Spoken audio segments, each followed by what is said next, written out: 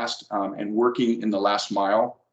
And two of those things we're currently working on right now, which I mentioned earlier, that Brian's going to share a little bit further with us. But overall, this is exactly what we do as part of our business. We're positioned to provide this appropriately. This is something we coordinated many years ago with the support of the California Public Utilities Commission, and we're excited to continue to provide this. So we're looking forward to providing this and working with and through these other opportunities as they arise. So, Brian, do you want to take the next slide, slide 8?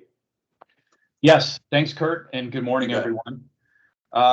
So I'm going to just start with kind of an overview of what we're working on. We'll look at a map, and then I'll get into a bit more specifics on two of the current opportunities.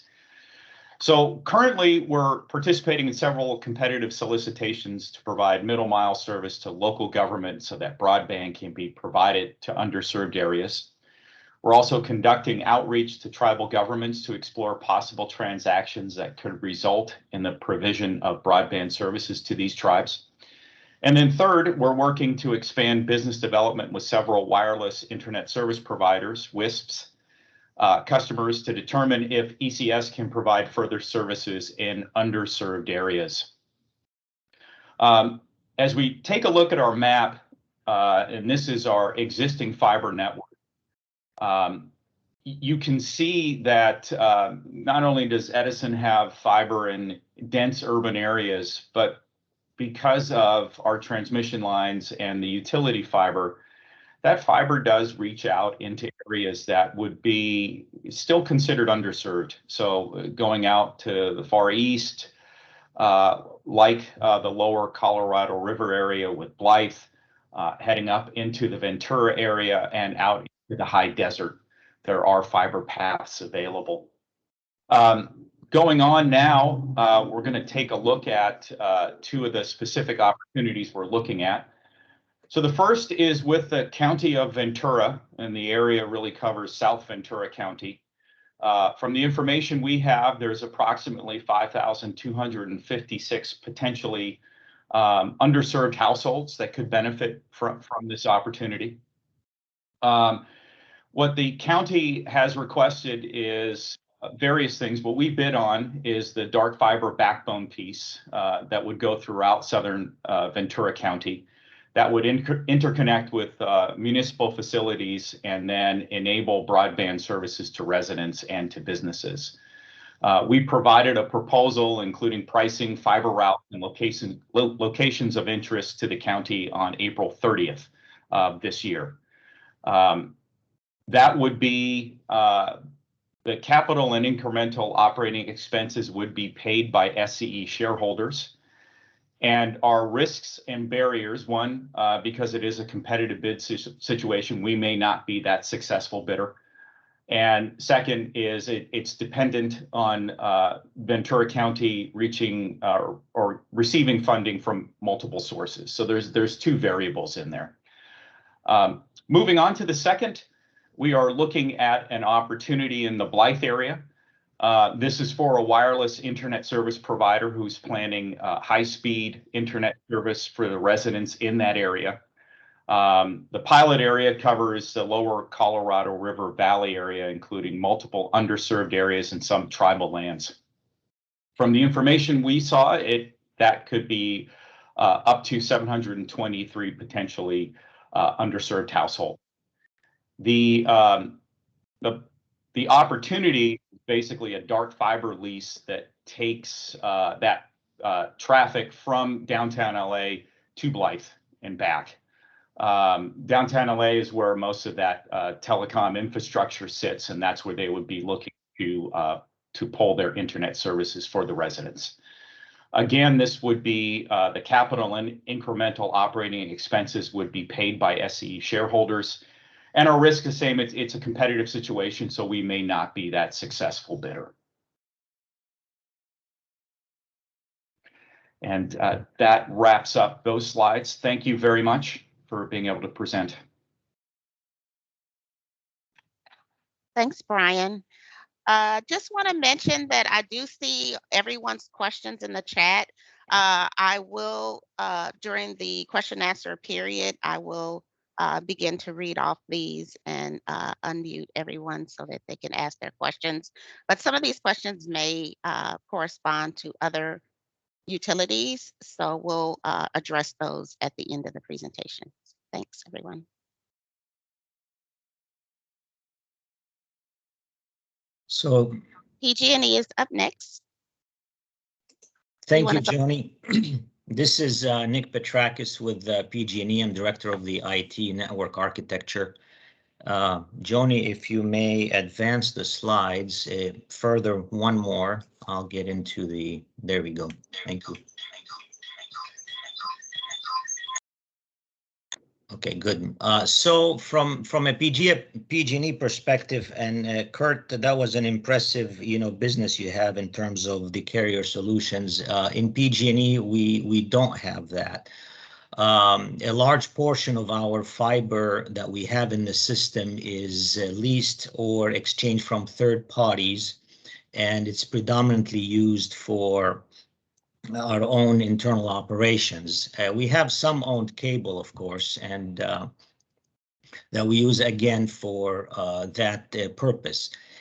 Some of the third-party lease strands that we have are restricted, so I did not put them up on the table because they are restricted. However, those third parties are carriers, and perhaps in the second phase we may be able to discuss with them what else they can do with their excess fiber. But what I have for our own internal use is very limited. I only lease what I need for our own internal operations. PG&E is not a CLEC, therefore we don't have extension of any ISP services capabilities to any homes or businesses. But we did find with with the fiber that we have unrestricted use, we did find quite a bit of a lengthy stretch in the northern part of the service territory along State Highway 36, stretching from Cottonwood to Eureka, and I'll show you a little map in a second. The ISPs contacted in that area, I'll go into it, find very little use for that fiber, but I'll get into that discussion. And we did not find any tribal communities intersecting in that area, which I'll also show you a map of what we find, the community there that may be served with further discussion. Next slide, please, Joan. Sorry, Nick, sorry to interrupt you, but yeah. Could you go back and maybe just explain a little bit more here? So what you mean by restricted, is that just something that's not a physical restriction? No, that's okay. Contractual, so, yeah. So you have some terms that you have restricted the access to that, even though there's capacity. Yeah, the third party, Commissioner Guzman, that's the situation where third parties came in and put fiber on our own right away, and I'm leasing certain dark fibers from them. I cannot go do anything else with those but for utility use, basically. Yeah. Thanks for the opportunity to clarify. Joni, can you please advance? So here I'll discuss the fiber route that we found that passes through underserved areas. This fiber is 116 miles, generally kind of follows the Mad River and Highway 36 from Cottonwood to the coast in Eureka. PG&E has exclusive use of 24 fibers. Here's a situation where it's not restricted, so I'm putting it up on the table. The fiber is constructed on the transmission line. It's 115 kV, and I listed the two segments that traverses there. Of course, we have splice cases along the way. We don't have any drops except potentially at a substation. And there's no access directly available to households. This is strictly on the transmission line.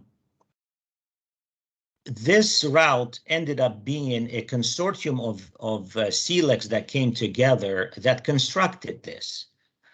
So AT&T is on it. I believe Lumen is on it as well. And through IP networks in the past, when this was constructed, we got the 24 fibers that we used to connect our facilities between Eureka to Cottonwood.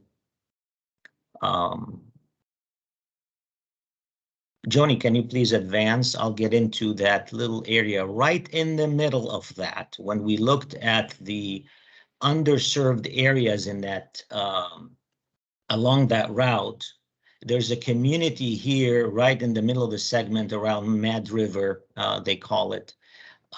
We called up the CLEX over there. What we only found is 108 underserved households in that area.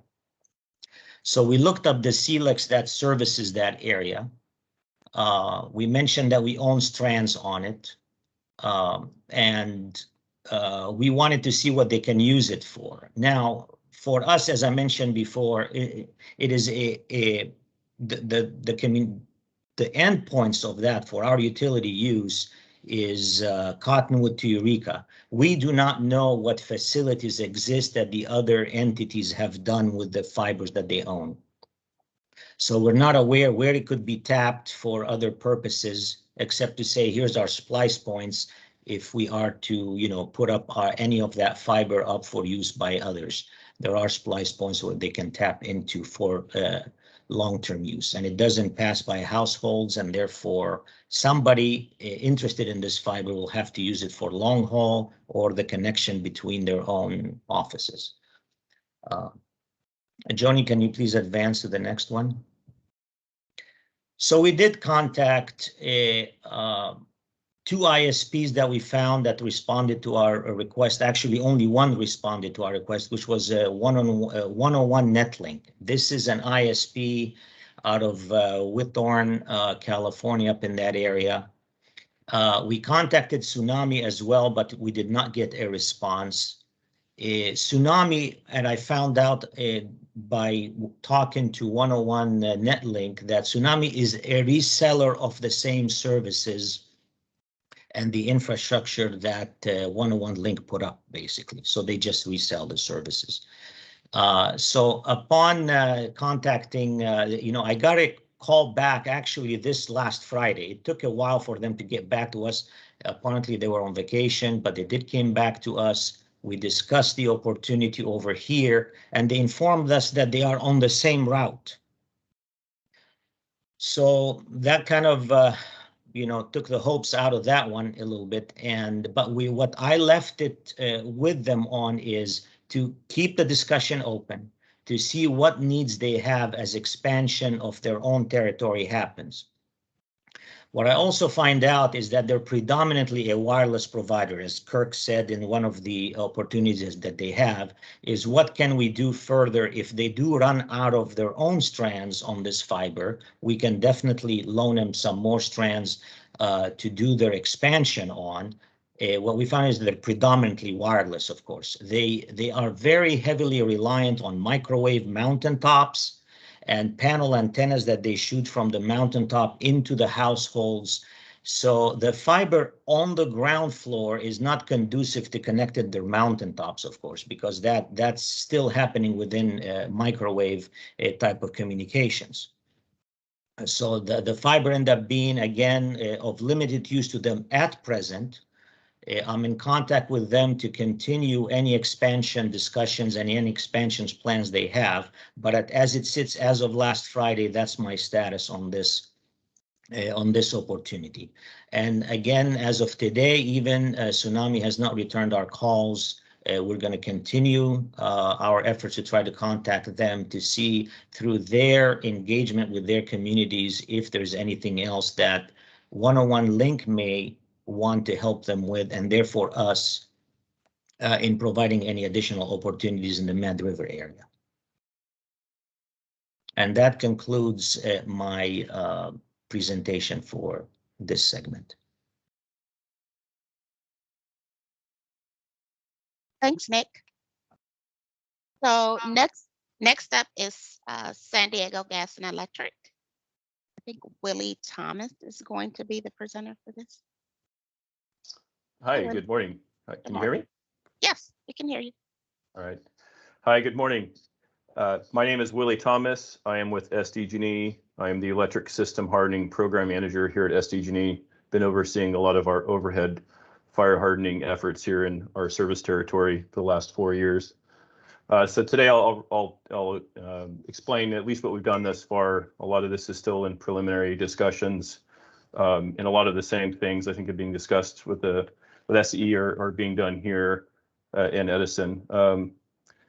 So we'll talk about kind of our preliminary outreach, potential partners that we see, kind of talk holistically about this ideal pilot scenario, which I think is the intent of this pilot request from the PUC.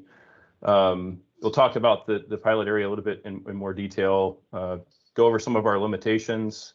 The funding, I think, is a big topic around this process. And then just some of the risk mitigation that we see for this opportunity. Next slide, please. So we've done some preliminary outreach to multiple communication providers in our territory. In particular, Cox Communication, LTD Broadband, Crown Castle, Netley Fiber, and a national carrier. With Cox, LTD, Crown, we do see there's some potential opportunity. Nothing at this time with Netley or the national carrier, but we are continuing those discussions. Next slide, please. One thing we've discovered too along the way, at least I have, I'm new to this whole broadband initiative, but there's a few activities in our area that I think are going to provide a lot of benefit in trying to bridge this digital divide. In particular, SANDAG. There's a task force that's been put together with many different organizations, both public and private sector. And they're going through a gap analysis right now and developing a strategy and action plan. Second is this initiative known as Broadband Dig Once Coordination that is being managed with the three major agencies here being Caltrans, SANDAG, and County of San Diego. They're the major roadway landowners too in this area that we obviously deal with on a regular basis. They do have a project that they've implemented this initiative on State Route 67 from Lakeside to a Ramona area, can kind of become like a blueprint for how this might work. And they're expected to go into construction, I believe, either end of this year or beginning of next year. Some of the opportunities, obviously, having multiple agencies and partnerships, I think, and having a singular focus, I think is going to help drive this. Because I don't think SDG&E or any one of these agencies are going to be a be-all, end-all solution. It's going to be a combination of solutions that would have to be implemented. One of the challenges that we see is the joint trench costs and routing, for example, for our undergrounding initiative that's taking part in especially in the fire prone areas now. Are we going to be able to? Is the route that we're using, the method that we're using, cost effective for bringing that broadband to their areas? Funding availability, both for the comm providers as well as for SDG&E. And then just timing, the timing of our projects, especially from a hardening perspective, may have a different priority than what the broadband initiative is. So I think we may have to pull some projects up that are lower and vice versa for the broadband initiative, so that we're trying to go in once to do these installations. Next slide, please. So potential partners that we see, at least in these preliminary discussions, that I think have the most promise thus far. Again, there's a lot more to be determined here with these two, but Crown Castle as being a middle mile provider and LTD Broadband, they'd be more of the last mile provider. And our understanding is LTD Broadband, especially in our territory, has been awarded a lot of the winner of a lot of the ARDA funding that's available. But there are obviously other service providers in the area that we'd want to continue to partner with. We do have a target area of unserved communities, tribal that is. There is a project that's in scoping process right now for SDG&E for hardening. And we also see that there's RDOF funding, especially with LTD Broadband, that could potentially be available to help support some of their funding. Obviously, that funding subsidies is, I think, going to be important to make this to realize this broadband opportunity. Partnering with the tribal communities, we're still in discussion with or having a meeting that's happening soon with that tribal community. And then a big piece to this equation for us, because we're seeing this on our own projects, is just the land rights portion of this, making sure that not only do we have the appropriate land rights, but also the telecommunication companies that we'd be partnering with. Next slide, please. Just kind of talking about this ideal scenario, which again, I think is the intent of this pilot request, is really, hey, can we find opportunities where we're hardening? The good thing is a lot of the areas that are unserved or underserved are these tribal communities, which in the SDG territory are predominantly in the eastern parts, the fire prone areas of our territory. So where can we find those projects that we're working on, we're going to be working on? Where are those partners that we could work with, the telecommunication companies that can provide that service? And then obviously the unserved community. Where's that kind of trifecta where we can come together? And again, I think we found one potential opportunity. Next slide, please. Again, the area that we've kind of see as a potential pilot opportunity is in our northeastern part of our service territory, east of I-15.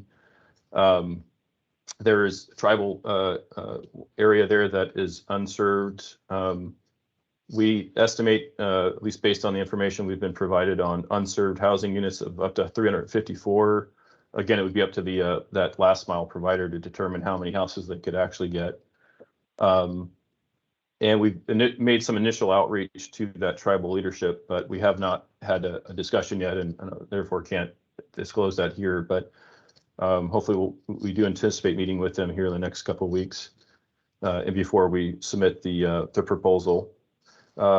There's, in our estimates, at least high level with this, with LTD and Crown Castle, at least in our territory, it'd be around a 12 to 15 mile route if we're to take the existing overhead route.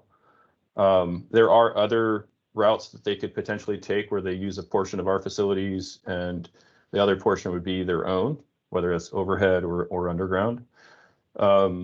And our understanding was that would be more around the 15 mile or more mark for that, for Crown Castle, for example, to bridge that gap. And our understanding with Crown Castle, at least initially to get service, they would use some kind of wireless, fixed wireless technology, as was mentioned earlier, to get to those units. They have mentioned, though, their ultimate goal would be to get fiber as close as they can, especially to be that backhaul. Next slide, please. So some limitations that we see thus far, again, we don't currently have the ability to provide access to any of our dark fiber. It's strictly for SDG&E use.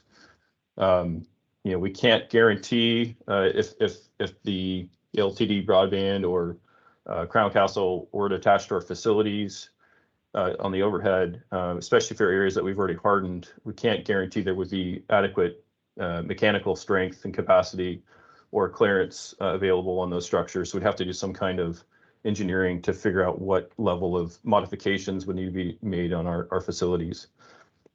Could be all the way up to replacement of those structures. Again, I mentioned earlier, our hardening efforts have been prioritized based on this new risk spend efficiency model that's in our RAMP filing and our WMP filing. But this is really focused on trying to, reduce the fire risk, as well as we're trying to minimize public safety power shutoffs during these more extreme events. And so making sure that our priorities and the priorities of broadband, we make sure there's some alignment, or like I said earlier, we shift some of the priorities so that we can, realize the benefits of going in at the same time to do our hardening, as well as extend that service for broadband. And obviously we'd want to make sure there's cost recovery there to make that possible. We don't obviously manage to a third party provider to be providing this service, whether it's middle mile or last mile. So they need to merely manage the coordination with the stakeholders. Obviously, we would be supportive of that and try to align to make sure we can meet the goals. And then also, we can't guarantee download speeds. I know that the request is get at least 100 megabits per second. Obviously, that would be up to the middle mile, last mile provider to provide that. And land rights, again, our land rights, for example, if we go from overhead to underground, our land rights on the overhead don't transfer to the third party. You have to make sure they have their own land rights. So we want to make sure that's maintained. And we obviously don't want to. We want to make sure that when we do attach fiber, that the safety and reliability of our system isn't compromised. Hence, the engineering design process would have to happen up front. And lastly, the tribal communities, we can't guarantee they'd obviously want to participate. I'm assuming they would, but really it's up to them to decide. And obviously would want to make sure that any of the questions around internet service would be directed to the ISP provider. Next slide, please. So from a funding standpoint, there would be at least that to do this pilot, right? We'd want to make sure we do the engineering assessment up front. What routes we're going to take, what facilities would be attaching to, and do some level of engineering analysis to make sure that we can accommodate the attachment or understand what would have to be done to accommodate the attachment. That could mean modifying the pole top. It could mean intersetting new poles. It could mean replacing poles.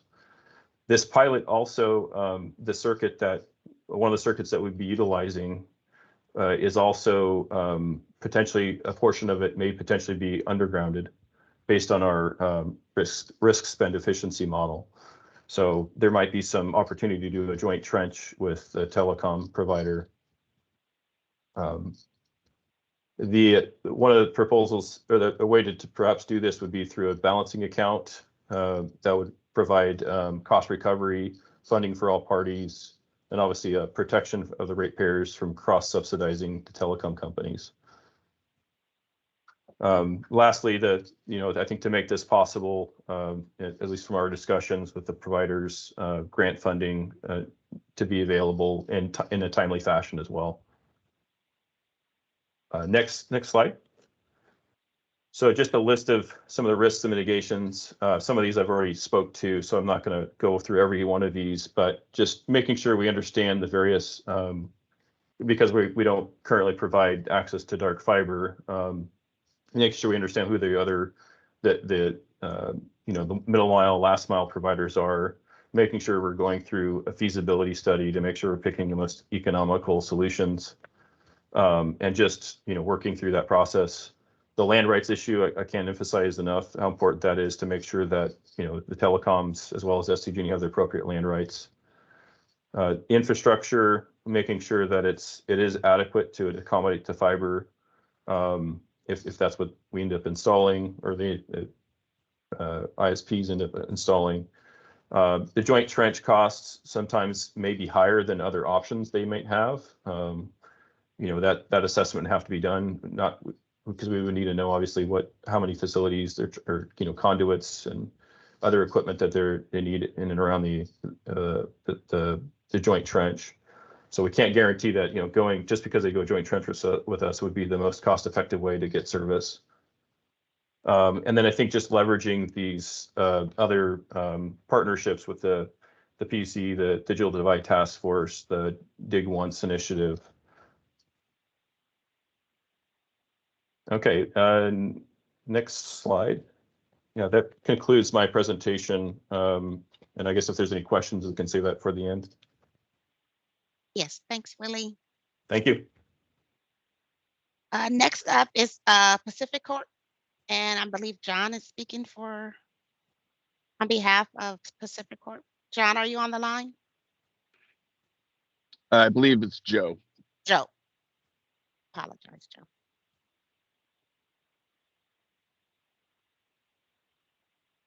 I'm just waiting for the slides to catch up. All right, there we go. Good morning, Joe Leinerber. I'm the manager of telecommunications engineering for Pacific Corp. I focus mainly on grid communications, so not necessarily phones, which most people assume what telecom means. Okay, first slide, please. Thank you. All right, this is the Pacific Corp service territory in California. We have approximately 45,000 customers via 63 substations, utilizing 2,500 miles of distribution line and about 800 miles of transmission line with across nearly 11,000 square miles. So you'll see it's quite rural. That's 3.9 customers per square mile. We're very spread out, and unfortunately, our service territory is not very affluent. 42% of our service territory our customers, qualify for the CARE program. So that's the California alternate rates for energy. So it's a income-based subsidy for energy, for those that are not familiar. Okay, next slide, please. So based on that, here's a look at the data from the 2017 California PUC JS information, representing the available underserved communities in our service territory. We are sorting here for anything larger than 100 customers or 100 households. Anything smaller, we sorted out as being prohibitively expensive to serve. There's a lot of 10s and 13s. As well, we sorted out any area that was served greater than 89%. So there's a lot of territories identified as underserved that would have, most of the areas served, but in reality, it's more likely that just there's customers that haven't taken service in those areas. Next slide, please. And here's the table backing up that data. You'll see that we're focused here on areas that are truly unserved with households greater than 100. And then just a couple notes on these populations is that California Pines, while it is in our service territory, it's not served by Pacific Power. There's a different energy provider that serves that community. It's a private community. And then Cedarville, which is on the far eastern side of our service territory, we receive power there from a third party. We don't have any transmission lines into the service territory, so we don't actually have any long haul connectivity there. Of all these identified, we have no existing fiber serving any of them, nor capacity to add to. Next slide, please. And to that point, this is the extent of our entire fiber network in California. We have a line going from Malin, Oregon, south to a tie point with PG&E at an area known as Indian Springs. That does have fiber capacity, but there's no communities along the fiber line. I do call out distances from Malin to, say, Tule Lake, Newell, and Alturas.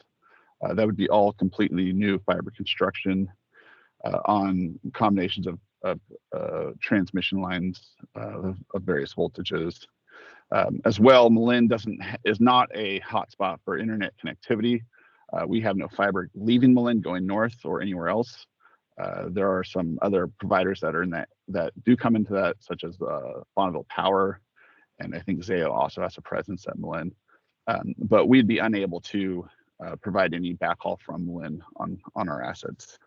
Copco to Dog Creek, that is again ties from one of our substations up north down to a tie point with PG&E. We have absolutely no capacity on that line, and if we did have capacity, unfortunately, that line is governed by some contractual obligations with the company that built the fiber. So we're not allowed to resell or reuse for anything other than utility operations. And finally, we are planning some fiber between two substations on the coast between Fort Dick and Crescent City. And that should go into construction next year. From there, it's about 25 miles to Klamath, where the Yurok Reservation begins. Okay, next slide. Okay, so today, the outreach we've made, we reached out to 11 telecommunications service providers in our service territory, received acknowledgement from 6 of those providers. The interest ranged from some interest to some thoughts that we were premature in reaching out to the telecommunications provider, and then some response of no interest whatsoever. One of those service providers that was not interested expressed that they've already built out fiber to the home in their entire service territory, or at least the territory that overlaps with ours, and that they're already capable of providing 100 meg service, and that they're just waiting for people to sign up. We are continuing to have conversations with service providers that have demonstrated interest, and hopefully we can come up with a plan that is mutually beneficial for all. We have had some initial contact with 2 tribal government bodies, the Yurok and Karuk, are both in our service territory, and as well as a representative in Modoc County. You may be aware that the Karuk tribe received $10 million in 2020 for rural broadband build out to their community. Pacific Corp has some connections with Dominion Energy, so to fully understand that their rural broadband program, we reached out to them and discussed what they've done to be successful. They're utilizing middle mile fiber approach with ISPs providing the service to their households, and they also expressed that supplemental land rights has been a significant obstacle in the implementation of their services. Next slide, please. For a successful pilot, we came up with some framework. To make it work, we would need to partner with an ISP, not only for the delivery of services to the households, but also for backhaul, or a third party could also do this, for backhaul from our network. A fiber to nowhere doesn't no good for anyone, so you need to have a connection on both ends of that middle mile. Let's see. The proposal must align with our principles in that our mission is to provide safe, reliable, and affordable green energy to our customers with an effort to increasingly make our energy green. The pilot would have to ensure maximum benefit to our customers. They're the ratepayers, so they need to see something out of this. And like I just said, our mission is to provide energy, not broadband services. So anything we do needs to keep that in mind and keep it off the pressure of our customers through rates. Next slide, please. Okay, next steps and challenges. We're going to continue our discussions with ISPs. We are not a CLEC.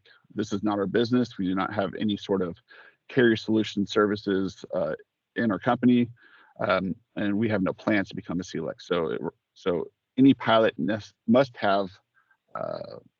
make fiscal and strategic sense to the participating ISP. We need further study and due diligence on any proposed routes.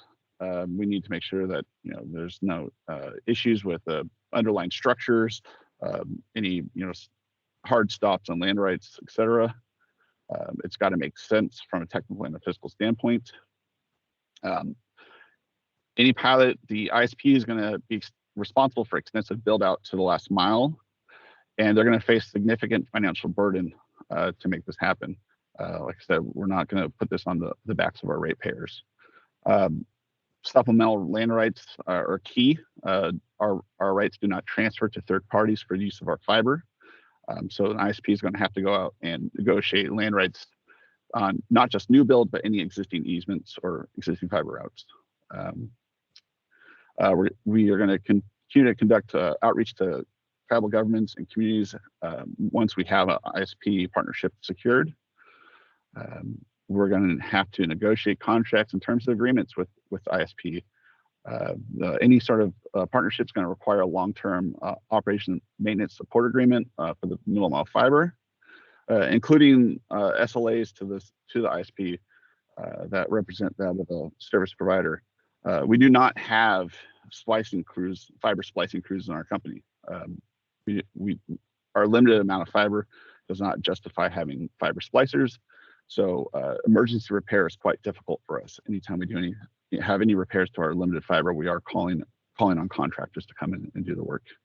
And finally, as I've already called out a few times, there is no cost recovery mechanism for us that stays in line with our mission. Next slide. That's it. Thank you. Thanks, Joe.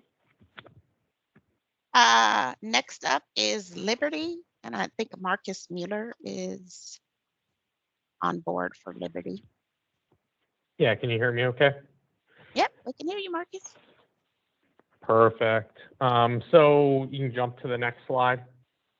So our current fiber assets are on a subtransmission line between the community of Truckee and the community of Kings Beach. It goes by a couple different smaller communities. Truckee we do not actually service. It's serviced by a community utility there. The current fiber that we have is part of a larger project, multiple phases. We've been building it out as the project goes. None of the fiber we have is currently terminated. It is mostly up on the pole and dark in the sense that it is not being used currently. It was designed for utility operations. We are overbuilding our fiber, so there is potential in the future that we could lease some of that fiber out, depending on how we look at utility operations at that point. So we have some potential there. Next slide. So the fiber that the area that we have the fiber, it's a highly affluent area. We're talking about, an area that's mostly resorts. There's medium house prices are very high. Incomes are very high in those. A lot of second homes, that sort of thing. Kind of looking at the area. And then we've also identified 3 service providers, had conversations with them that currently have a large amount of coverage to that area. These are examples of their coverage maps. So we met with them and they're able to provide high-speed broadband to that area. So based on kind of that information, we decided that this wasn't a good area for a pilot. The fact that it's got great coverage, but the fiber wouldn't really serve anybody. And when we talk to the other providers, they have fiber already along that path and are utilizing it to serve their customers. Next slide, please. So when we started to look at other communities, for each one of the communities we looked at, we used the data that was provided from the 2017 study, I believe it was, looked at those areas and tried to find where we could maybe use some of our existing structure, partner with ISPs. So these are kind of a roundup of the areas we looked at.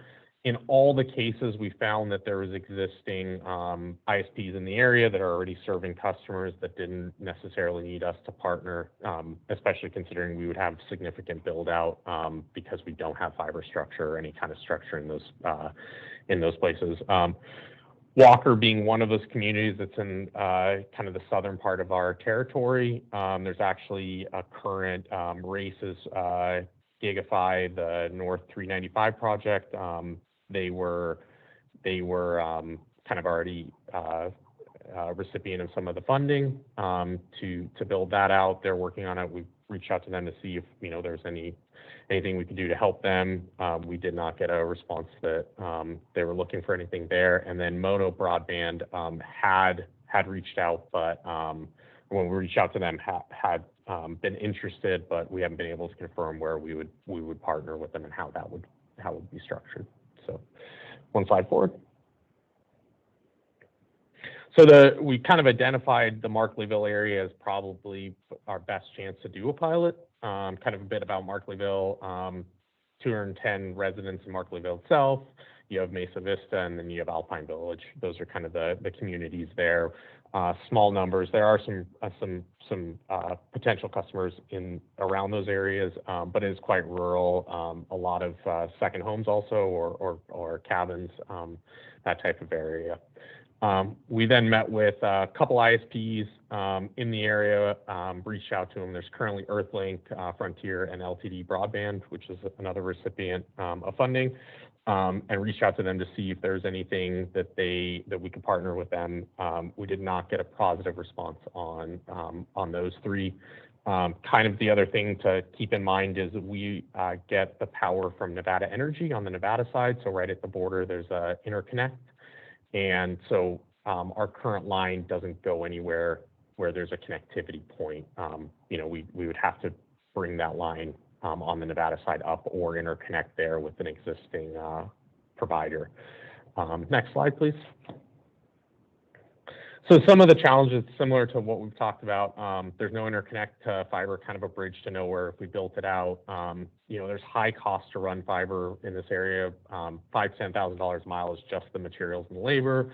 There's also the permitting and easement issues that we have. And and then lack of interest from the ISPs. We reached out to 5 ISPs in the area, the 3 that service the area directly currently, plus some additional ones in outside of the area to see if that's something that they would be interested in. We got no positive responses from them. We have a lack of in-house expertise. We require 8 to 10 additional headcount between splicing crews, you know, that type of internal staff would be needed, or we'd have to contract that out just to service middle mile. That's not even to the customer side. And then lack of a funding source. At this point, we really don't have a clear path forward on this pilot. We'll continue to reach out to other providers or communities within that area, and if we can identify anywhere else we can help, we'll continue to do the due diligence. Next slide. And then we listed some of the sources where we've got this information, some of the ISPs we looked at, and just for reference, if there's any questions at the end of the presentation. And with that, I think we're good to go. Thank you. Thanks, Marcus. So last up is Bear Valley. And I believe Tom Cho is the speaker for Bear Valley. Is he on the line? Or John, are you going to take it? This is Tom. John's going to actually speak on the line. Okay. John, you're on mute still.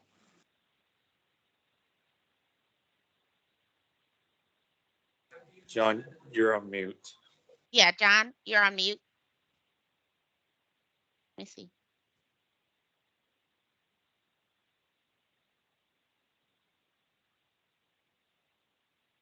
Looks like, hold on one second. Can you Yep. hear that now? Yep, we can hear you.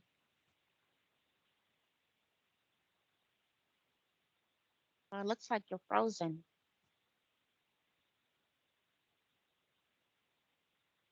Hello, I'm John Pecky. I'm the utilities manager at Bear Valley Electric Service.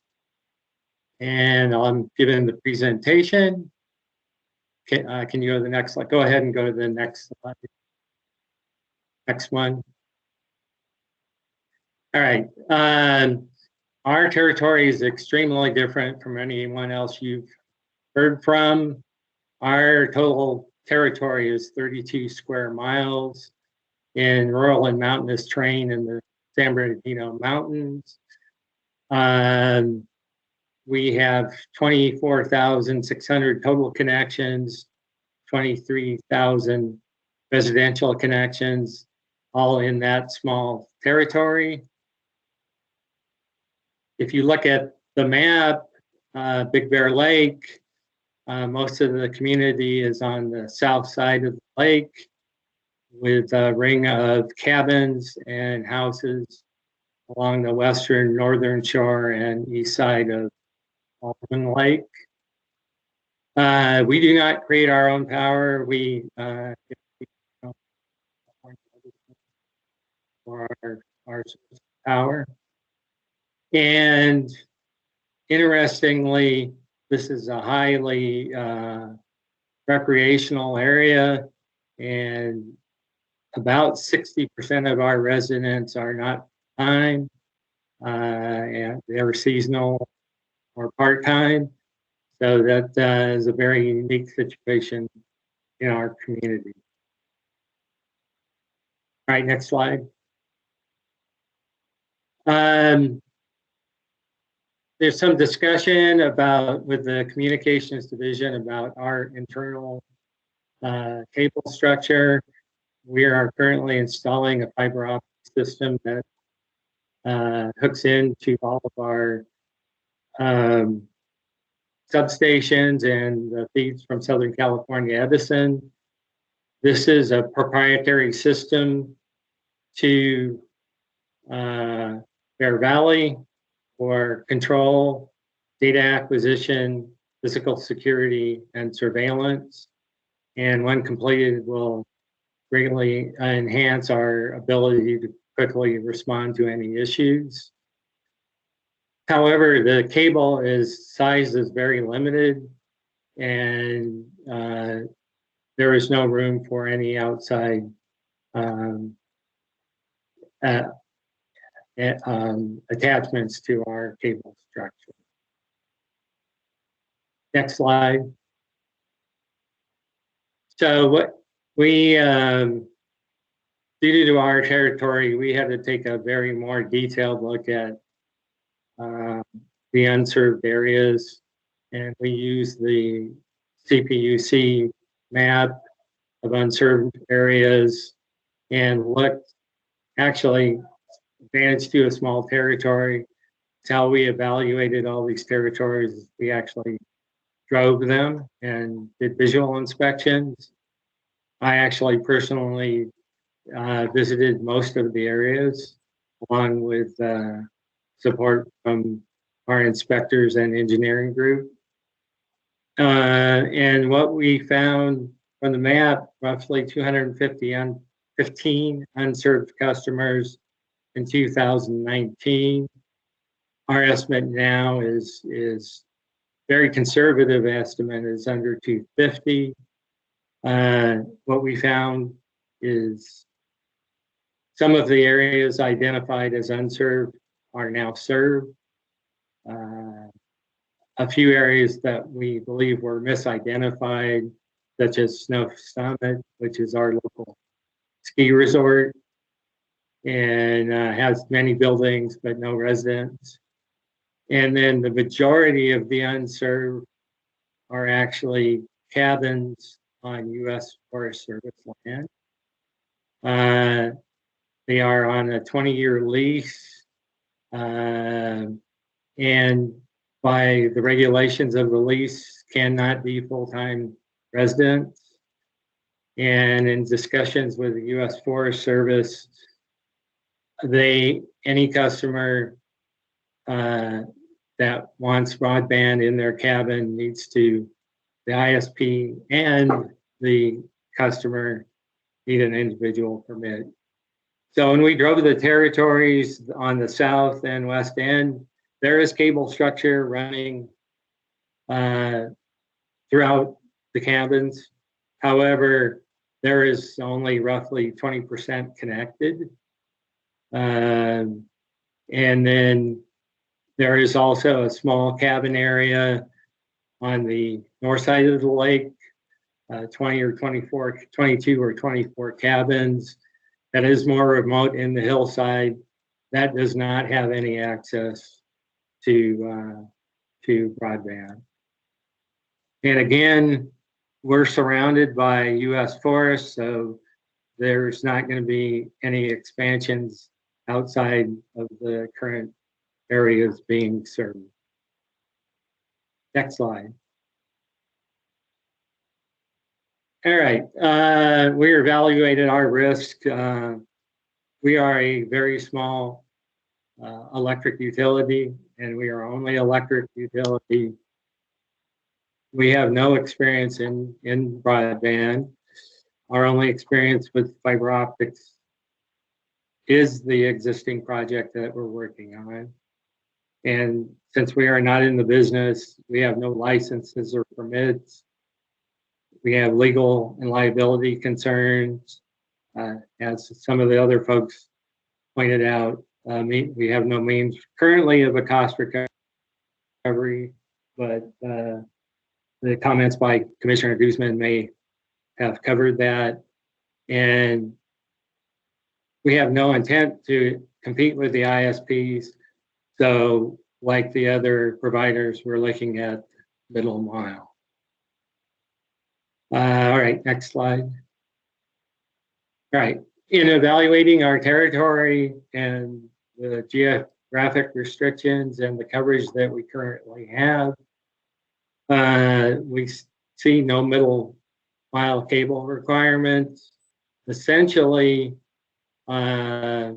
every full-time customer has access or is connected to broadband.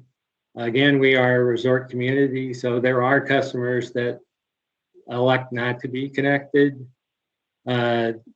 We estimate there are 250 unserved customers conservatively, and most of those are the U.S. Forest Service leases.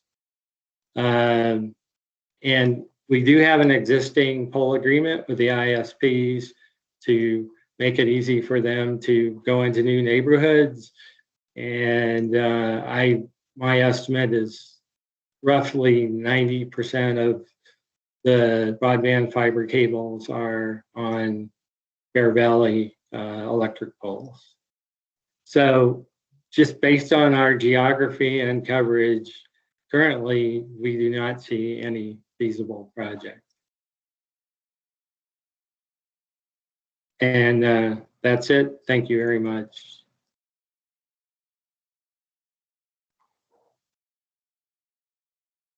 Thanks, John. So now is the time that we have our stakeholder feedback and questions.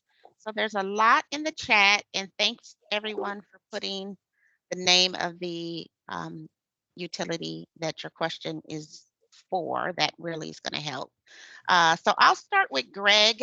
Evan, did you want to, I'll read the question, and Greg, if you can unmute yourself, then we can go ahead and have the discussion.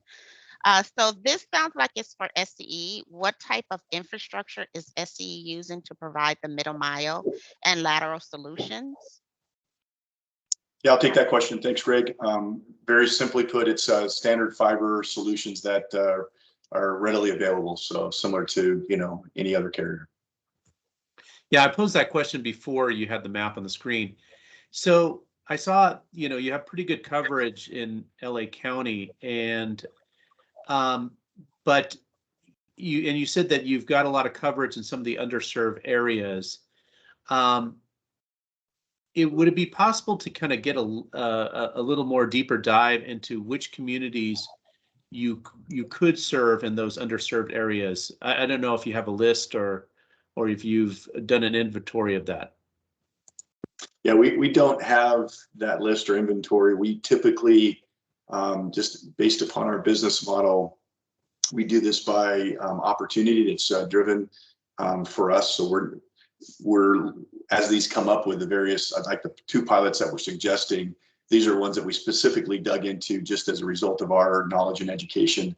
But we don't have any lists or anything like that we currently have.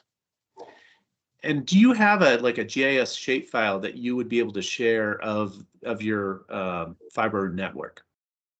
No, we're focused just today on just these pilots. So that's what we're focused on right now.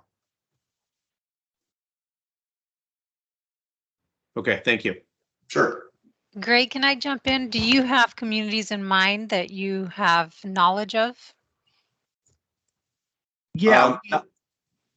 Yeah, go ahead, Greg. I'm sorry. Yeah, we do have some communities that have been identified, but we're still doing an inventory ourselves, and I just wanted to know how far along SCE was in kind of their analysis. But we're embarking on that as well. We're working on getting a consultant to help us with that. Thanks, Greg. The next question that came up it looks like it's from Kevin Harbour. He requested the presentation, so thanks, Sarah. Sarah Sharp actually included a link in the chat. The presentation is already up on the Commission's broadband webpage. So if you need that and would like to review it after the workshop, that is where it's located. And then Kevin also said, great job, Edison, and the Los Angeles Orange County Regional Broadband Consortium is positioned and ready to help with this effort. And thanks, Kevin, for leaving your information. Did you have any more questions, Kevin, if you're still on the line?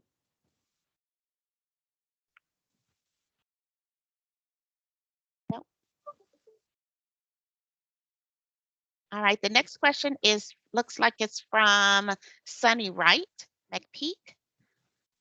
Sunny, are you still on the line?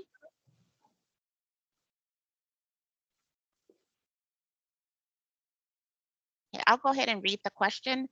What is the process for stakeholders to engage with SCE or any IOU to partner? Oh, Sunny, you're on the line. Sorry, no, this is Gladys Populatic from CETF. Sunny had to leave a little bit earlier, so if you could just read the question out loud. Thank you. Okay, great. What is the process for stakeholders to engage with SCE or any IOU to partner? And what are the prices? How will the cost for partnering with SCE and other IOUs be determined? Yeah, I'll take that one. So I feel like a little bit of a commercial here, a little segue, but certainly you can reach us on our website through Contact Us. It's edisoncarriersolutions.com. Second, we have an 800 number. It's 800-634-7999. And then, of course, the emails that were in the presentation. So happy to connect with you and provide connections as appropriate. And pricing basically is truly economics. It's based upon the infrastructure that's there, what's available, any kind of additional construction, all those kinds of things come into play. So that all gets priced out based upon the current situation that's for that particular request. So again, happy to talk about that through any opportunity. And can I follow up on that also, the same question? Sorry, this is Gladys again from CETF. I'm sorry, I was late for the first couple of pilots, but I did hear it from the last few. Is engagement with the regional consortia, and I think that was part of the recommendations from CPUC. So I wanted to get a sense of that.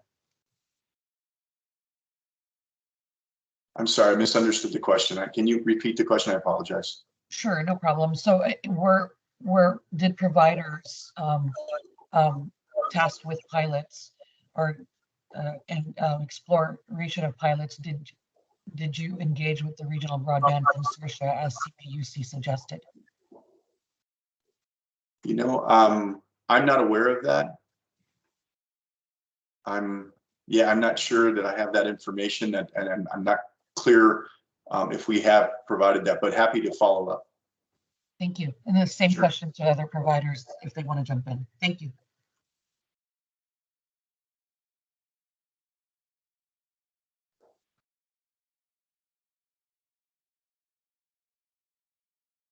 Did PG&E or SDG&E want to comment on that? And the other utilities? This is PG&E, Nick Petrakis. I am not aware of that broadband consortium anyway. Again, we filtered on underserved areas and where our fiber was unrestricted, so it didn't pop up, and I'm not aware of that. And maybe I can jump in here and use the privilege of the mic here, but I think one of the noticeable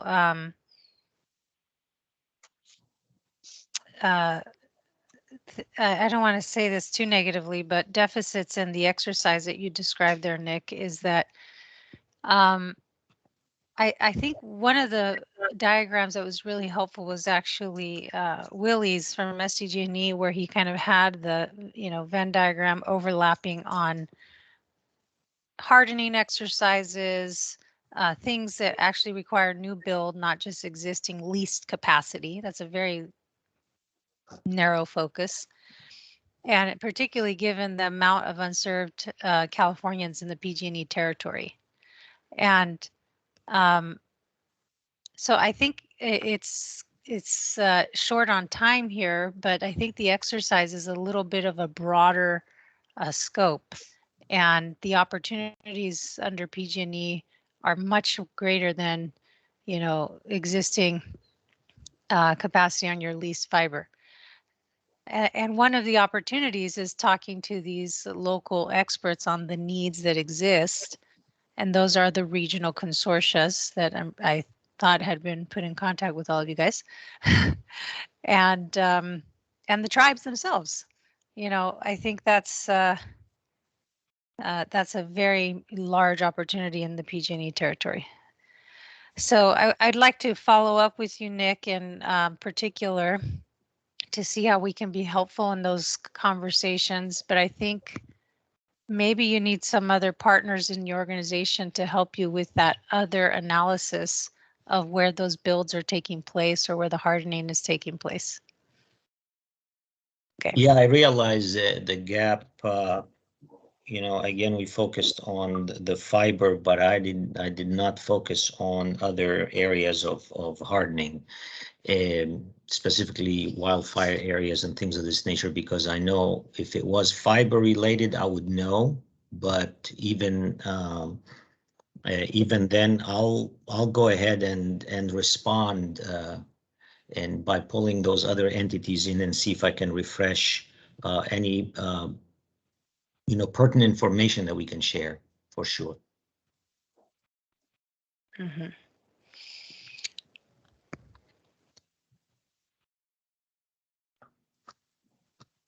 Okay. The next question is from Alex Zing. What is the operational model difference between your middle mile fiber and that of traditional ISPs such as AT&T? Not sure what utility, possibly SCE, since we do offer the middle mile. Kurt, can you take that? Sure. Yeah, happy to.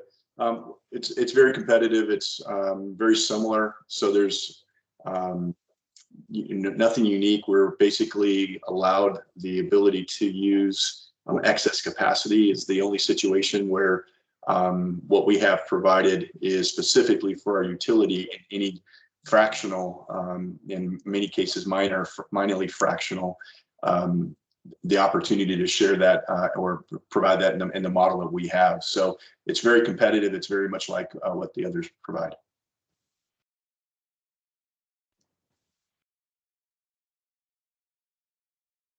Okay, thanks, Kurt. The next question is for PG&E only from Eduardo Gonzalez. Considering one area of their service area, is there other infrastructure that might be available in the Central Valley for potential projects? So this, Nick, is this? Yeah. Thank you, Eduardo. Yeah, we looked at the Central Valley. A lot of our fibers traverse north-south, and those are the restricted kind. One area we have a PG&E owned fiber between Pinoche and McCall substations is extremely rural, and we found only 2 underserved households in there, so we did not consider that. But knowing that, please, we can also, and based on Commissioner Guzman's comments, I welcome contact after this meeting and see what other specific areas we can take a deeper look at and other opportunities of some sort.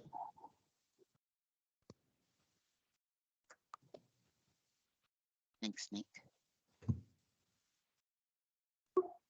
It looked like their next question is from Michael Morris for SDG&E. Do your current easement agreements with property owners provide for you to be able to install fiber for your own utility operation? Hi, this is Erica Martin with SDG&E. I'll answer this one. As you may guess, the answer is it depends. The easements may be different depending on the different locations and the facilities that SDG&E has placed in those locations.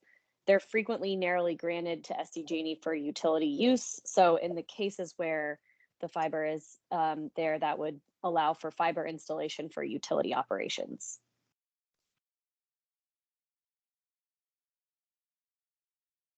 Okay, thanks, Erica. You're welcome. Looks like Eduardo has a follow-up question. Wondering who in the Central Valley was contacted for potential projects in PG&E service area. Was the Regional Broadband Consortium contacted? Eduardo, this is Nick again, PG&E. No, again, the first filter was there anything that we could put up based on the unserved populations, and we did not find any, so no such contact happened.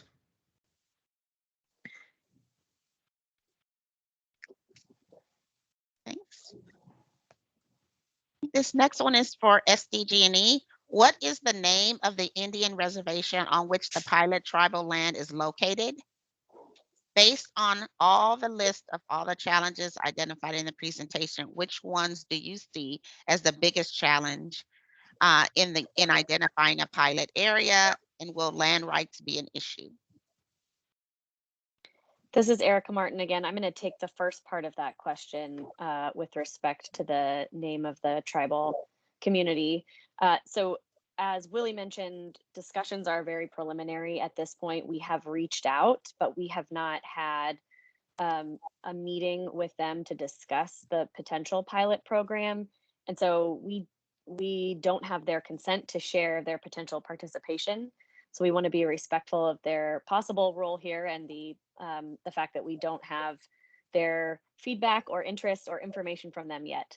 And so we hope to be able to have more on that when we file our proposal, but we need to have some more discussions with the tribal community in order to be able to do that. And then I'll hand it over, I think, to someone else from the SDG&E team to address the second and third parts of that question.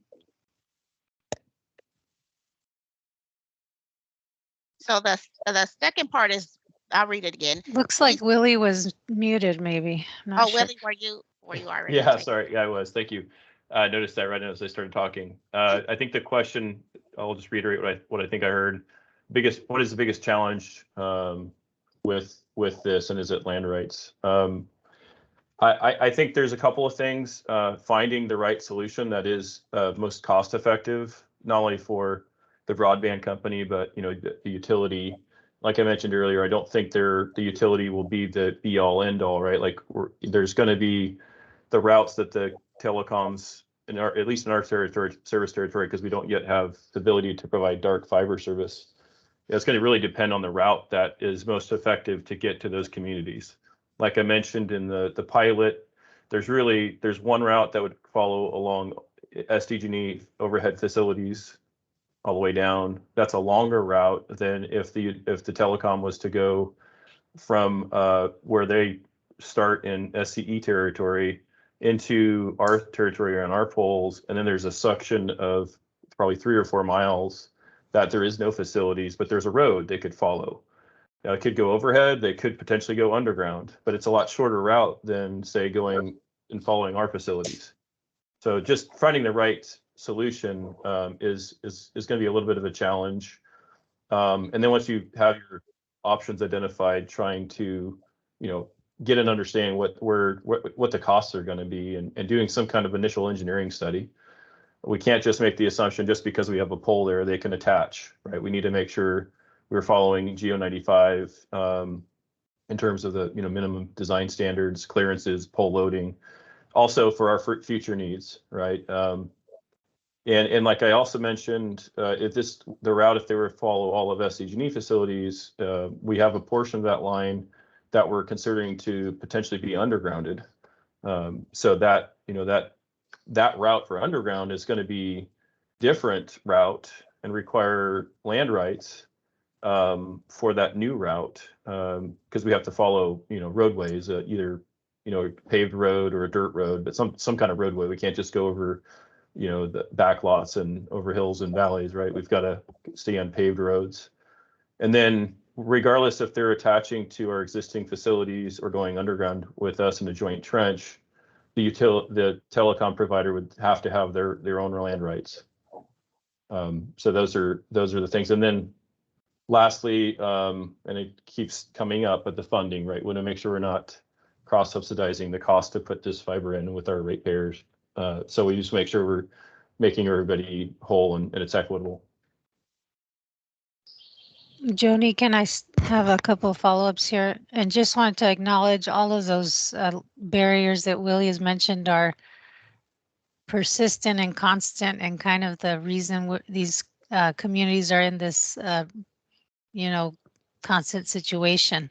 And really the opportunity here is to see, just as you described earlier, how many of those variables we can eliminate, and really use this collaboration of local governments, state government, and hopefully this funding from the state in addition, to really finally push through those in all of these unique circumstances that have that. So we're hopefully adding these additional assets to the table of this discussion. And So I don't want to diminish those at all, but want to acknowledge that that's really the focus of this effort, is to finally get through those. And Kurt, I will say, I think one challenge I'd like to put to you is, of course, the level of depth that SCE has here is extraordinary, and responding to opportunities is the most obvious thing to do as a business. And we would like to follow up with you because both the tribes and the consortia in your service territory are dealing with those areas that don't have a local government that has an RFP out. Sure. With the exception of some of the extraordinary counties and schools and so forth. But that is kind of the other, again, maybe to use Willie's effort as the leading example here, is that really the exercise is more about, let's go after these persistent trouble areas and let's really see where is as a utility our infrastructure could potentially be built upon in a way that is possible. But okay, let me just say, Willie, did you meet with the Tribal Digital Village there? This coalition that really only San Diego County really has, that is a partner that is worth meeting with. I am not aware of us doing that. If we can get some more information on it, I'd love to see that. I think one thing I do want to reemphasize, where I think there's a lot of opportunity, and it's good because it helps us on other efforts too to build stronger relations with these folks, is the SANDAG consortium that or Digital Divide team that they've put together. I think that really is going to be a powerful way for us to continue the discussions and look for opportunities. And I think the biggest thing is just communicating with each other and making sure we're aware of what each other is doing, because we all have different priorities and different needs and different purposes, right? Roadways and that sort of thing versus electric facilities. Mm-hmm. They don't always come together seamlessly. So absolutely, I can't agree with that statement more, and that's the case for the folks in the. You have multiple cogs in the SCE territory, and of course in the PG&E territory, that are also huge opportunities. South Bay Council of Governments and their work, I know Edison was partially involved with that project with the South Bay cities. Just one more specific question for you, Willie. When we first started this dialogue, we had some workshops across the state. One was in Paula, actually hosted, excuse me, not Paula, Pachanga hosted us in San Diego, and there was a tremendous amount of participation across the county. And there was a particular tribe that just kind of sticks with me in their situation. That is the tribe of Campo on the southern end of your service territory. And just with all the other things going on that come before us, I know that there are projects, including, I think, a potential microgrid project that you've applied for there. So this is, if you could look into that community, they seem to be also engaged with the Tribal Digital Village. So there may be some capacity, further capacity there, but this is one of those examples of a community that has been persistently unserved and underserved, and you go right through it. And it looks like you might be doing some work there on the hardening or maybe / resiliency. Okay, thank you. Thank you. Sorry to cut there, Joni, go ahead. No problem. The next question is Daniel Zachary for SCE. Will SCE pilot projects in Ventura County and Blythe provide benefits for its energy customers? And will construction for the pilot projects have any adverse impacts to service for any of SCE's energy customers? Yeah, so first of all, I'll answer the last first. First thing is, like many of the other utilities we're just speaking about, all the work that we do is make sure that we don't impact the electric service that we provide. So that's first and foremost, along with safety. So that's really important to point out. The second piece would be is that, again, we're only providing the middle mile. So it doesn't provide anything beyond that. So that last connection to the connection to residences, et cetera, that would actually be done by someone else. So it wouldn't be us. So I don't believe that we wouldn't be doing anything that would adversely or positively or negatively impact our customer base there as well.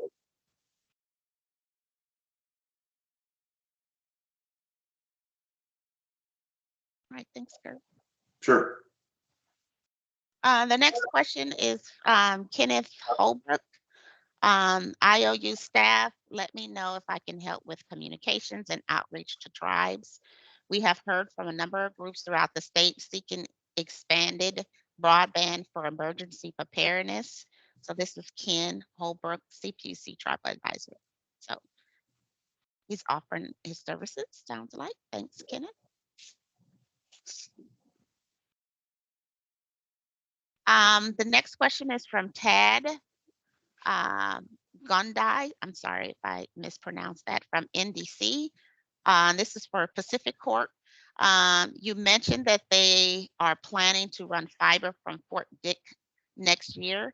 Can the route be modified to pass through or close to any of the unserved areas they identified? What would be required to do so? I think this is for Joe. Yes. Tad, thanks for that question. Unfortunately, no, we cannot modify that route. It follows our transmission line from Fort Dick to Crescent City, which is approximately 11 miles, and it's being done for the purpose of wildfire hardening. Any deviation to pick up an unserved community would just go way out of way. The closest identified community would be Klamath, which is 25 miles south of Crescent City, so we'd actually be passing through Crescent City to get to Klamath. Now that said, there's been some houses identified in Smith River, which is not very far from Fort Dick. We did speak with Frontier, who is the local telephone provider. They received some CSF funding to serve Smith River in 2020. So I believe it's 2020. They're on track to actually run fiber from their service or their central office into that area and provide this expanded broadband service. So it's on the way already.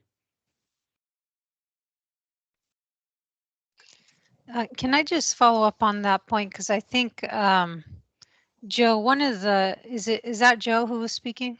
Yes. Yeah. I think one of the opportunities that exists for all of you really is a limitation that I've certainly seen in some of the broadband projects that we have funded, where for legitimate reasons, the utilities have been obstacles to getting the builds done in a more efficient way. So, there may be a need for re-engagement there on everything from, we end up with projects. I'll use, there's one in PG&E and one in Edison Territory that it was relatively recent, where the project developer had to run and build concurrent poles because of the loading issues. And particularly when we're thinking about hardening the electricity side, I would think we would want that infrastructure to withstand, a communications provider. So, or two. And that's more the opportunity there. And I would say that's the case for many of the CSF projects. And I can't imagine, although maybe Frontier is on to speak for themselves, that Frontier wouldn't and any other of the ISPs want to have that sort of partnership of looking at these projects in a different optimizing way for both of you. Yes, excellent point. I'm going to hand off to Jeffrey Kent. He's our joint use director, and he can speak to the efforts that we put into trying to support the communications companies in these deployments. Okay, great. And then Joe, maybe you can just, you or Jeff can speak to if anyone's actually reached out to the Smith River tribe themselves. Yeah, this is Jeff Kent. I'm not aware of any outreach to the Smith River tribe from Pacific Corp.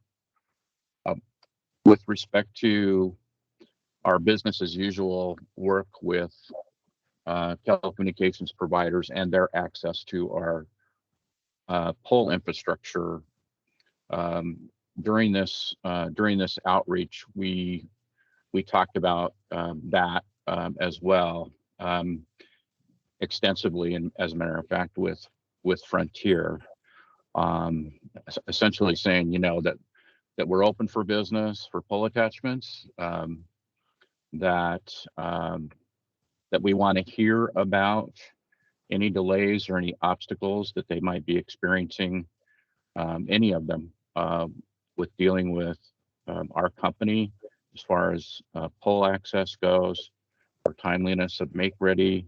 And then, we're also engaged with those same providers on any of our wildfire hardening projects, with respect to, having conversations with them about, for example, the extensive number of pole replacements that's happening, and making sure that we're planning for accommodation in those projects.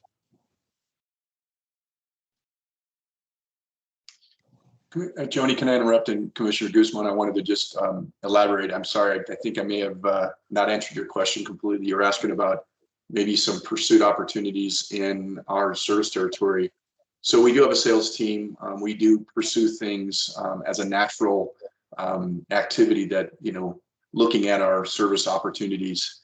But when we look at those opportunities, we recognize that takes time for those to develop, which, by the way, the two we shared were things that took time over the past several months, if not, over a year, to get those activities. We also, in addition to those sales activities, we do coordinate with our tribal liaisons to do more in that space. So it isn't in a vacuum. We're doing some outreach and appropriately leveraging our contacts.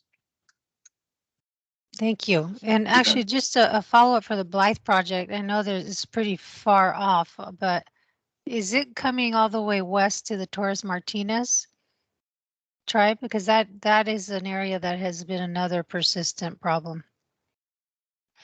That is a good question. Brian, I believe you're still on. If you are, do you know if that's correct, or if that's fair to? I don't know offhand, Commissioner, but we can find out. Okay, great. Yeah, especially if you're bringing it all the way back to LA. Yeah, I think the best we can do is probably reach out to our customer and see what the intended range would be, and if it would cover that tribal land. So we can chase that down and get back to you. Okay.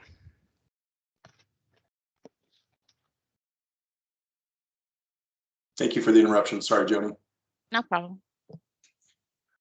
It looks like I've read all of the questions that we have on the chat so far. So I would like to just open it up for any other discussion. We have time with the discussion that's been going on. Maybe some other questions or concerns have popped up. So please share. I'll open that up.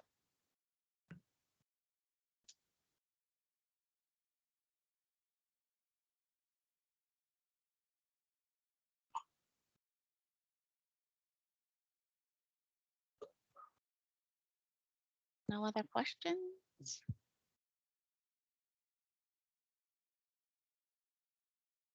Okay, so our next steps will be for all of the utilities to take back the feedback. We will be actually submitting advice letters for our proposals again on July 15th. And once those proposals are submitted and filed with the commission, then there will be a feedback period, comment period in the month of August, where stakeholders can provide feedback and comments on each of the utilities' individual proposals, and then there'll be a series of reply comments on those as well. So those are the next steps that are coming up in the phase 2A of the proceeding. So I will allow Commissioner Guzman Aceves to do her closing remarks. If we don't have any other questions, I don't see any in the chat. let's see. Okay, one quick question before we go. It looks like Kate just wrote something. Kate Beck, is there an opportunity to include open access middle mile to any of the proposed projects? So that is for all of the utilities on the line.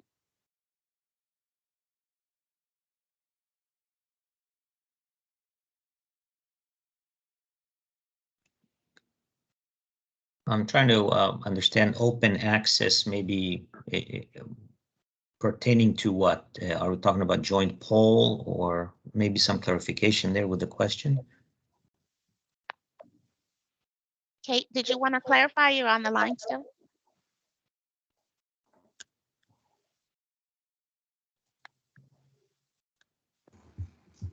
Hi, yeah, can you hear me? Yes, we can. So open access, there's a couple of different definitions.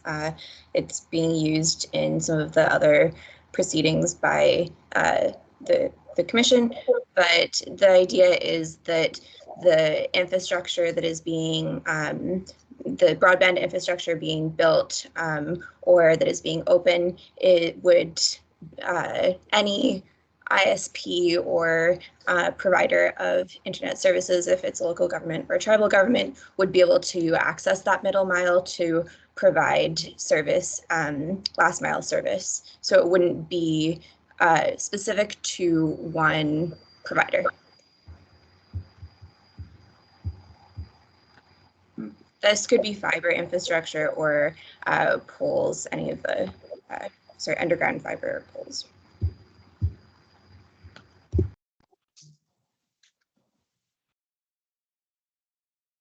Yeah.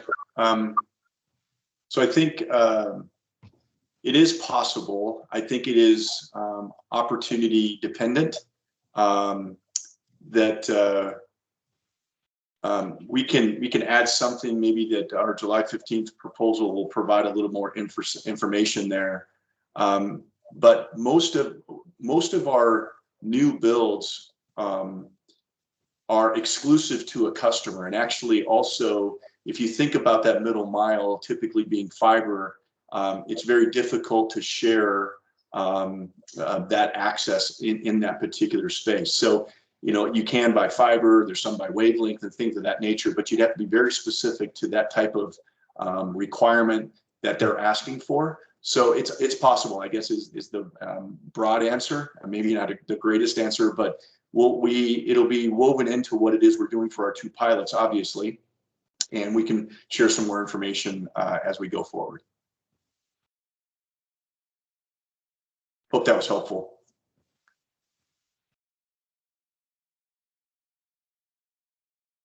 Any of the other utilities want to comment?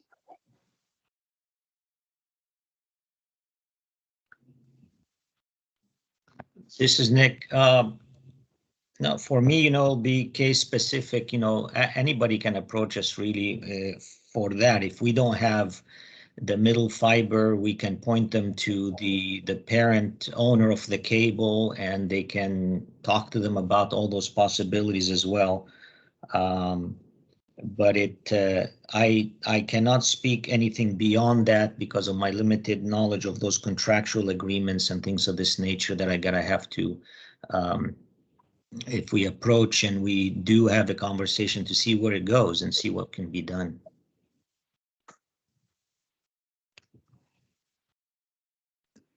Thanks, Nick. This is Gavin from SDG&E. Can you hear me? Yes, Gavin, we can hear you. Okay, great. Yeah, so I think this is something we can explore as part of the pilot for sure. Right now, we're not set up to grant third-party access to our utility fiber, but since you're also mentioning that this could also relate to our other utility assets, then yeah, we can definitely look at that as well.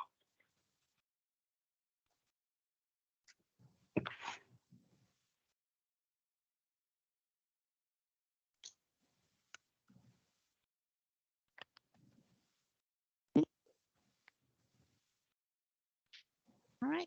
Anybody else have any questions before we close? Oh, I did want to clarify the July 15th filings are not advice letters. They are via the docket office. So just an FYI. I wanted to let everyone know that. Hello, my name is Alex Abramson. I'm a member of the staff here at the CPUC. I had a question just in general to all 6 of the IOUs. Did you make sure to reach out to the consortia in your service territory to get a little advice as to what the situation is on the ground and what opportunities were available?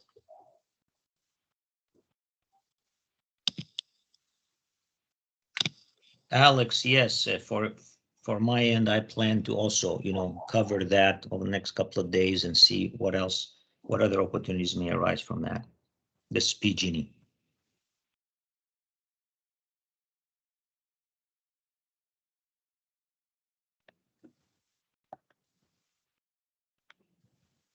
Any of the other utilities? Yeah, Alex, I would just say that we reach out through our normal channels. So I think that was included, but I'll follow up to make sure, or we'll make sure that we're clear about that. But we typically don't leave any stone unturned because of the opportunity. So that's the way we've approached this.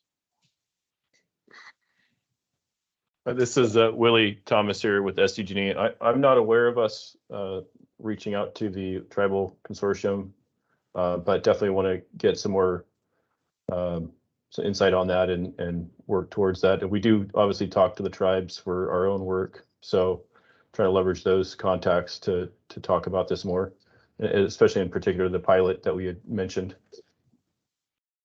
Yeah, I would add there the same thing specifically for those 2 for sure. But I know there's a lot of consortiums. I can't say that we've talked to all of them. More than likely, it's most of them, but certainly for the 2 pilots.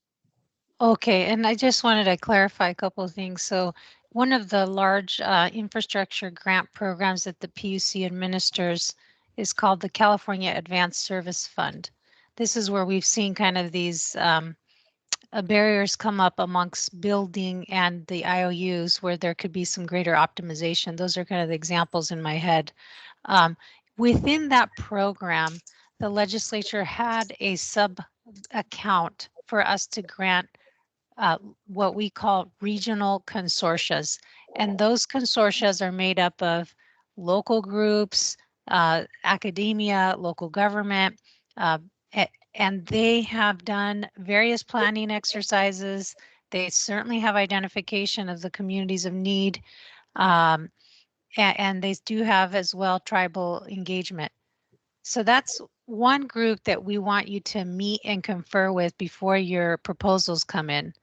The other is the tribal governments, and in particular, we mentioned the Tribal Digital Village in San Diego as one kind of more evolved group of tribal leaders.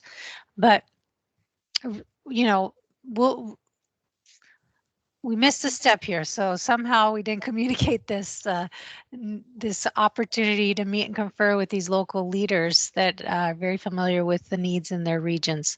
So we'll make sure that we get you the right contact information to all of you here, so you can get those meetings done as soon as possible. And some of the folks that are on this have chatted already are from them. You heard from Eduardo as an example. Okay.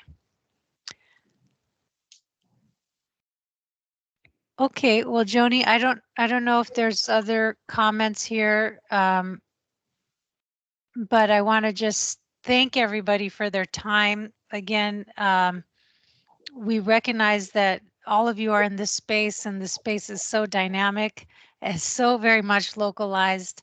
And really the opportunity that has come, maybe a silver lining with COVID, if you will, is this continued identification of these areas of our state where our residents continue to have this lack of connectivity. And in the governor's vision, he saw a role for the utilities.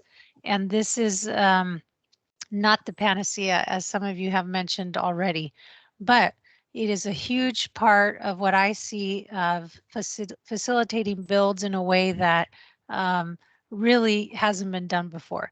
And there's many ways to do that. So I look forward to the continued dialogue, and certainly use us, all of you, use us as intermediaries if necessary to facilitate that dialogue. And I'm also very encouraged what the next 48 hours will yield in terms of potential revenues to help bolster this effort. So let's stay in touch. And I know people are posting here some of the timelines for formal engagement, but I do look forward to how this evolves. And I thank you all very much for your time and all the work that you have put into this effort thus far. Have a great rest of the day. Thank Yes. you so much. Thanks, everyone. Thank you. Thank you. Bye-bye.